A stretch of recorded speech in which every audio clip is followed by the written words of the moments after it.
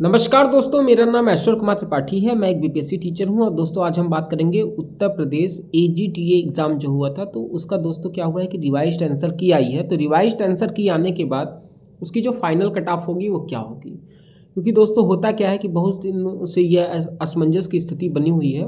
बहुत सारे दोस्तों को देखने के बाद जो एजीटीए का एग्ज़ाम दिए हैं उनको देखने के बाद यही लग रहा है कि बार बार ये चीज़ें कही जा रही हैं कि एजीटीए का कट ऑफ क्या होगा। ये संशय की स्थिति बनी हुई है। तो जैसा कि आपको पता है कि आपने कुछ महीनों पहले एजीटीए का एग्ज़ाम दिया था और उस एजीटीए के एग्ज़ाम देने के बाद से आप वेट किए जा रहे हो। पहले आंसर की आई, उस आंसर की में कुछ दुविधा थी, कुछ कमियां थी। उन कमियों को फिर से ठीक करने के बाद आयोग ने रिवाइज्ड आंसर की निकाली है। रिवाइज्ड आंसर की निकालने के बाद अब लोगों के मन में ये शक बना हुआ है कि आखिर कितना जाएगा, जो कट ऑफ है वो कितना जाएगा। तो दोस्तों इसमें अगर देखा जाए तो कुल पद जो है वह है 3,446। ठीक है दोस्तों, और जो एलिजिबल बच्चे थे उनकी संख्या है लगभग 33,000 के करीब है, 33,845। तो आप 33,000 आप मान के चल सकते हो। ठीक है, तो 33,000 बच्चों ने मतलब इसमें एलिजिबल थे।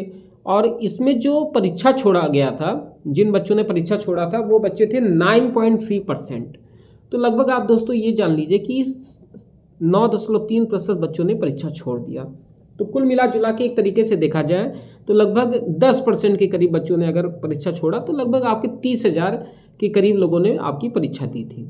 तो अब 30,000 लोगों में से आपकी जो पद है 3,446, उसके लिए क्या कहते हैं अंतिम जो प्रक्रिया है, जो कि क्या कहते हैं अंतिम मारपीट होगी। पहले तो डीवी होगा, डॉक्यूमेंट वेरिफिकेशन होगा। डॉक्यूमेंट वेरिफिकेशन होने के बाद जो अंतिम पद मिलेंगे लोगों को 3,446। तो दोस्तों ये कोई छोटा पद नहीं है, मतलब संख्या में कम नहीं है कि 3,500 जो पद होते हैं वो कम नहीं होते हैं। 3,500 पद अगर है तो अच्छा खासा पद है। इसमें जो कट ऑफ की जहाँ तक बात है तो कट ऑफ की एनालिसिस करते हैं कि जो यूआर है, यूआर के लिए संभावना है दोस्तों कि 45 से लेकर 50 के बीच में आपका कट ऑफ रहेगा। देखिए दोस्तों ये सच बात है कि जो बातें कही जा रही है, जो बातें मैंने आपको बताई है, ये बातें हो सकता है आपके दिल को चोट भी दे सकती है। क्योंकि होता क्या है कि जब हम हमारे नंबर ही अगर क्या कहते हैं 38-40 नंबर के करीब आए हुए हैं और मैं फाइनल कट ऑफ की बात, मैं ये नहीं कर रहा हूँ कि आपको डीवी के लिए मैं नहीं बता रहा हूँ, मैं फाइनल बता रहा हूँ। लोगों को ये लगता है कि यार डीवी के लिए तो बुलाया ही जाएगा आपको, डीवी के लिए हो सकता है कि और भी कम कट ऑफ जाएगी तो आप खुश हो जाओगे। लेकिन दोस्तों जो सच्चाई है, कुछ सच्चाइयों को क्या कहते हैं दिल पे पत्थर रख के क्या कहते हैं सुनना पड़ता है। तो वो सच्चाई यही है कि यूआर जनरल के लिए जो कट ऑफ होगी वो लगभग 45 से 50 के बीच में जाएगी।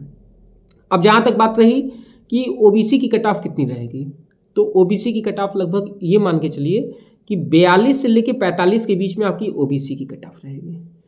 अब अगर बात करें कि ईडब्ल्यूएस जो आर्थिक रूप से जो कमज़ोर लोग हैं उनकी कितनी जाएगी, तो उनकी दोस्तों जाएगी 41 से 44 के बीच में ये ईडब्ल्यूएस की कट ऑफ रहेगी। और इसमें भी ये बात सच है कि ईडब्ल्यूएस वाले को ओबीसी से ज़्यादा फायदा होगा। ये मान के चलिए कि ईडब्ल्यूएस फायदे की स्थिति में इस एग्ज़ाम में रहेगा, ये कंफर्म है। तो अगर आप ईडब्ल्यूएस कोटा से हैं तो आप ये मान के चलिए कि आपके लिए खुशी की बात है कि आपका क्या कहते हैं इसमें फ़ायदा होगा। रही बात जो हमारे एससी भाई हैं उनका कितना जाएगा, तो एससी भाइयों के लिए लगभग 35 से लेके 38 तक आपकी कट ऑफ की जाने की संभावना है। और अगर आप एसटी कैटेगरी से बिलोंग करते हैं तो एसटी कैटेगरी के लिए अच्छा है, क्योंकि इसमें जो है कट ऑफ काफ़ी कम जाएगा, लगभग 28 से लेके 30 के बीच में हो सकता है आपका कट ऑफ जाए। तो दोस्तों इसकी संभावना जो है एसटी कैंडिडेट्स के लिए तो काफ़ी हद तक ये फ़ायदेमंद है कि आपकी कट ऑफ काफ़ी कम जाएगी। जो फिजिकली हैंडीकैप्ड है पीएच कैटेगरी जो है उसके लिए लगभग 22 से 25 के बीच में जाएगी। तो लगभग अगर आप ओवरऑल आपने पेपर दिया, बहुत दिनों से आप पेपर को जोड़ रहे हो, घटा रहे हो, आपने अपना नंबर निकाल ही लिया होगा, सब कुछ आप देख ही रहे होंगे। तो उसके बाद ये जो मतलब कट ऑफ का खेल है, ये कट ऑफ का खेल आप देख रहे होंगे। तो उसमें अंत में एक कैटेगरी बचती है फीमेल की। मैं बता दूं कि फीमेल को मतलब ये मान के चलिए कि फीमेल को ज़्यादा इसमें फ़ायदा होने वाला है, लगभग 30 से 35 के बीच में फीमेल का रहेगा।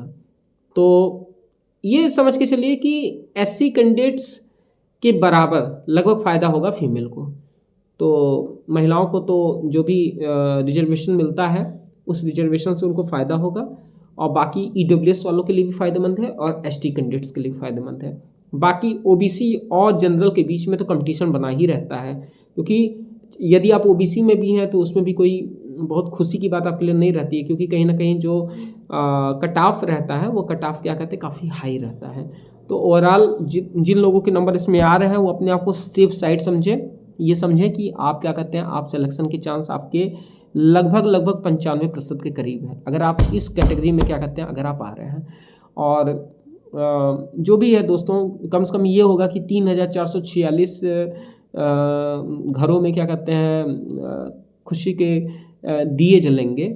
और ये एक हर्ष की बात है कि इस समय जिस तरीके की स्थिति उत्तर प्रदेश में बनी हुई है, बिल्कुल बेरोजगारी की स्थिति है, उसमें अगर 3500 पद अगर आपको ज्वाइनिंग मिलेगी तो मेरा यही मानना है कि जितनी जल्दी ये प्रक्रिया हो जाए, क्योंकि UPSSC का तो आपको पता ही है कि कितना धीमा आयोग है, ये आयोग हर काम बहुत धीमे धीमे करता है। तो ये मान के चलिए कि इस साल तो आपको ज्वाइनिंग नहीं मिलने वाली है, अगले साल ही 2026 में ही आपका जो भी भला होगा वो 2026 में होगा, इस साल आपका कुछ भी नहीं होने वाला है।